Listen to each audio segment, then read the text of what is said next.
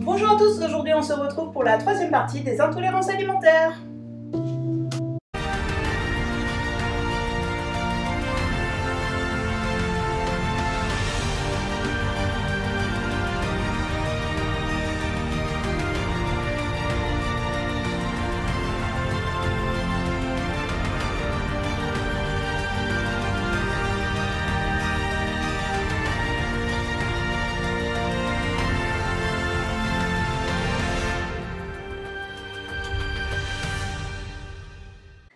Cette vidéo fait suite aux intolérances alimentaires épisodes 1 et 2 qui parlaient au départ des intolérances et en seconde partie la demande d'analyse. Aujourd'hui, on va voir les résultats.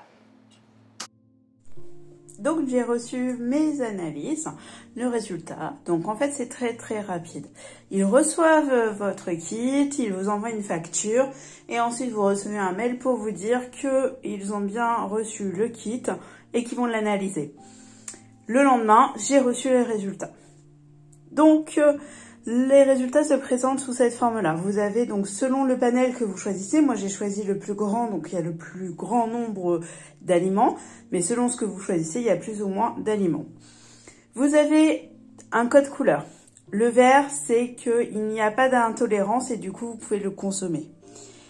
Vous avez le orange qui est en modéré. Donc moi je l'ai traduit comme ça par rapport à mon ancienne analyse d'il y a 16 ans.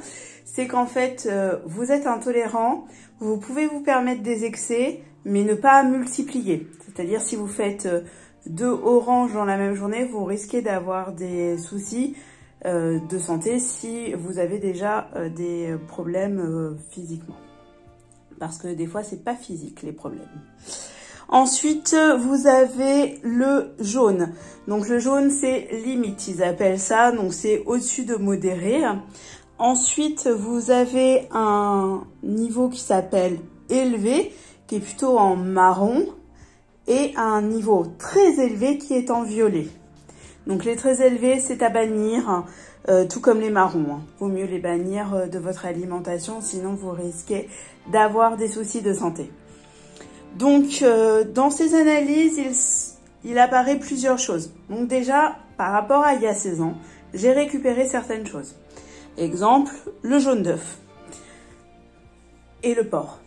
Par contre, sur d'autres, où on m'avait dit que le lait de vache, par exemple, qui était en modéré, donc que je pouvais faire des excès de temps en temps et que je devais normalement récupérer, on s'aperçoit aujourd'hui que c'est le seul qui est en très élevé. Et du coup, à bannir. Le gluten qui était en très élevé se retrouve en modéré. Le porc, du coup, est maintenant en absence, les petits pois aussi, etc. Donc, il y a des choses qui ont changé. Par contre, me pose un problème. La farine de maïs et la fécule de pomme de terre. Enfin, la pomme de terre. Pourquoi ? Parce que j'ai toujours le gluten qui est en modéré. Sauf que si on fait déjà si on veut acheter des produits qui sont sans gluten, la plupart du temps vous aurez de la farine de maïs et de la fécule de pomme de terre. Il est très rare de ne pas avoir les deux. Voire juste de la fécule de pomme de terre. Pourquoi ? Parce que le sans gluten, c'est une alimentation, enfin ça va créer des aliments qui vont être très durs. Et donc, pour que ce soit homogène, un peu comme quand vous coupez un pain, il y a des petits trous comme du gruyère. C'est à aère, en fait, le gluten. Alors que vous n'avez pas ça quand vous achetez du pain réellement sans gluten.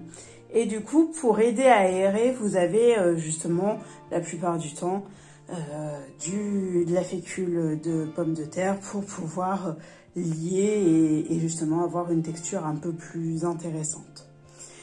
Donc voilà, donc je pense que le parcours ne va pas s'arrêter là parce que maintenant la prochaine étape, ça va être de vider les placards et la seconde étape d'aller dans les magasins et de trouver de nouveaux substituts à ces intolérances. Car ce que je vous ai pas dit, c'est que donc il y a toujours le lait de vache qui est vraiment très élevé, mais maintenant il y a en plus le soja. Le soja, je l'utilisais comme moyen de substitution au lait de vache. Et du coup, il va falloir que je trouve une alternative, sachant que je n'aime pas le lait d'amande, les yaourts au lait d'amande. Ou les yaourts au lait de coco, c'est compliqué, je trouve ça très gras. Donc ça va devenir très compliqué de s'alimenter. Je vous retrouve prochainement pour vous donner un peu d'évolution par rapport à cette situation que j'ai découverte la semaine dernière. Ainsi s'achève la troisième partie des intolérances alimentaires. À bientôt!